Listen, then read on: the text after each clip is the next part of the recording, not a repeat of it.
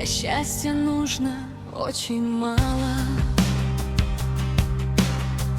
и оно у каждого свое. Мы все далеки от идеала, но для любимых мы милей всего. Порой нам нужно так немного: рук тепло и блеск любимых глаз, лишь капельку поддержки и искренняя